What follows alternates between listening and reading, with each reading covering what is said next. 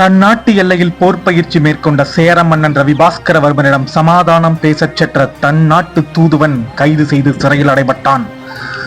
தன் நாட்டு தூதுவனை மீட்க படைகட்டி தன் மகனை தலைமையேற்கச் சொல்லி அனுப்பி வைத்து தன் நாட்டு தூதுவனுக்காக பல தலைகள் மண் புரள குடுகுமலை சேர நாட்டை வென்று சேர மன்னன் ரவிபாஸ்கரனை சிறையில் அடைத்து தன் தூதுவனை மீட்ட தமிழ் கூறும் நல்லுலகின் தஞ்சையை ஆண்ட தலைமகன் பெருவீரன் ஆதித்த கரிகாலனின் தமையன் அருண்மொழிவர்மன் எனும் இயற்பெயர் கொண்ட ராஜராஜ சோழன் சுமார் 1000 ஆண்டுகளுக்கு முன் அவர் கட்டி எழுப்பிய தற்போதைய உலக அதிசயங்களில் ஒன்றாக இடம்பெறாத பல அண்டங்களில் உள்ள அதிசயங்களில் ஒன்றாக இடம்பெறக்கூடிய தஞ்சை பெருவுடையார் கோயிலைத்தான் பார்த்து கொண்டிருக்கிறோம். கோயில் வாசலை அடைந்தவுடன் தஞ்சையும் சோழர்களும் எனும் தலைப்பில் தஞ்சை பெருநிலத்தில் சோழர்களின் பெருவாழ்க்கையை சுருக்கமாக விவரிக்கும் ஏட்டுப்பலகை இடம்பெற்றிருக்கும்.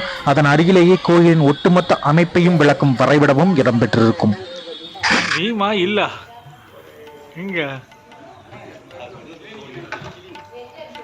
இது என்னதுக்குங்க? வி மா இல் மட்டும் இருந்தால் என் பேர் விமல். ஆனால் அங்கே விமானம் அப்படிங்கிற மாதிரி ஏதோ எழுதியிருக்காங்க. ஒரு சிறு நட்பாசை அல்லது அல்பாசை என்றே கூறலாம். நம் பெயரில் ஏதாவது கல்வெட்டு கிடைக்குமா என்று தேடி பார்த்தேன். இல்லை. கோயிலின் முதல் நுழைவாயில் ராஜராஜன் திருவாசலாகும். இது மிகப்பெரிய மற்றும் அழகான சிற்பங்களுடன் அலங்கரிக்கப்பட்டிருந்தது. இரண்டாவது நுழைவாயில் கேரளாந்தகன் வாசல். இது இரண்டாவது மற்றும் முக்கிய நுழைவாயிலாகும். இதுவே முதன்மை கோபுரத்திற்கு செல்வதற்கான நுழைவு வழியாகவும் அமைகிறது. நீங்கள் பார்த்து கொண்டிருக்கும் நந்தி 3.7 மீட்டர் உயரமும் 6 மீட்டர் நீளமும் 2.5 மீட்டர் அகலமும் உடையது.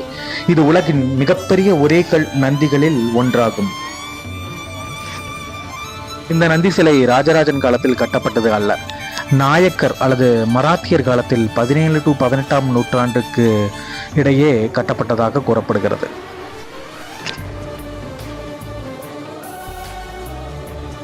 இப்பொழுது நீங்கள் பார்த்து கொண்டிருப்பது மைய கோபுரமாகும். காண கண்கோடி வேண்டும் இதன் சிற்பக்கலையையும் அழகையும் ரசிக்க. 216 அடி உயரம் கொண்ட இக்கோபுரம் 13 அடுக்குகளாக கட்டமைக்கப்பட்டுள்ளது.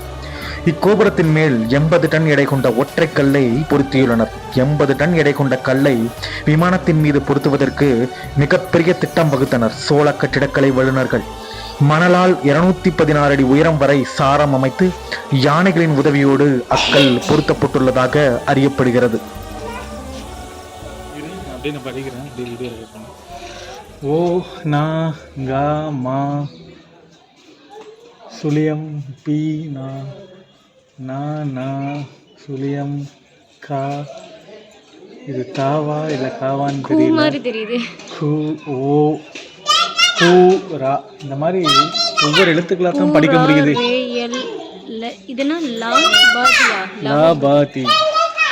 ஒவ்வொரு எழுத்துக்களாக தான் படிக்க முடியுது. சரளமாக படிக்க முடியல.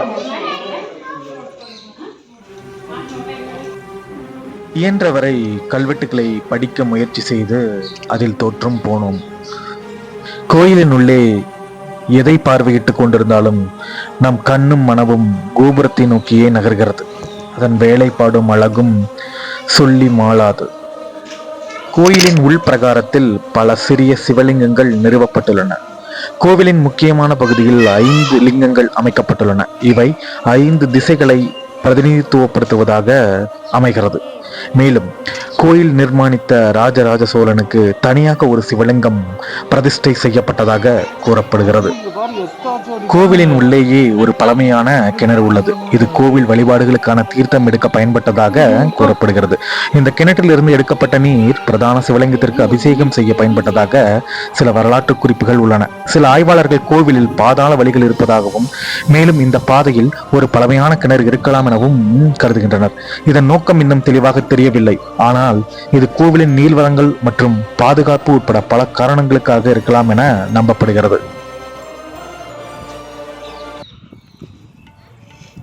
என் மகளுக்கும் பிடித்து போக அவளுக்கு தெரிந்த வகையில் ரசித்தும் பல 1000 ஆண்டு பழமையான கற்களால் செய்யப்பட்ட படிக்கட்டுகளில் ஏறி இறங்கி விளையாடி கொண்டிருந்தாள். எங்கே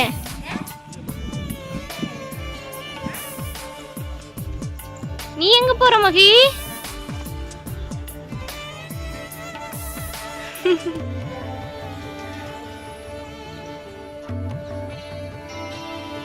ஒவ்வொரு பல விலங்குகளின் சிறிய உருவங்கள் ஆங்காங்கே பொறிக்கப்பட்டிருந்தது. அதன் அழகும் வேலைப்பாடும் அற்புதமாக அமைக்கப்பட்டிருந்தது. பாறைகளில் துளையிடுவது அவ்வளவு எளிதான காரியம் அல்ல. ட்ரில் மிஷின்கள் வைத்து இன்றைய காலகட்டத்தில் துளையிடுகின்றனர். ஆனால் எந்தவித நவீன கருவிகளும் இல்லாத அந்த காலகட்டத்தில் மிகச்சிறிய துளைகள் பாறைகளில் இட்டது சோழ கட்டிடக்கலைக்கு இன்றளவும் சான்றாக திகழ்கிறது. நண்பர்களே, இந்த காணொளியின் வாயிலாக எங்களுடன் பயணித்து கோயிலின் அழகை வியந்திருப்பீர்கள். என்னால் இயன்ற சிறு தகவல்களை தெரியப்படுத்தியுள்ளேன். இன்னும் அறிய வேண்டியது கடலளவு. என்றால் ஒரு முறையேனும் தஞ்சை பெரிய கோயிலுக்கு நேரடியாக சென்று பார்வையிடுங்கள், வியப்படையுங்கள். நன்றி, வணக்கம்.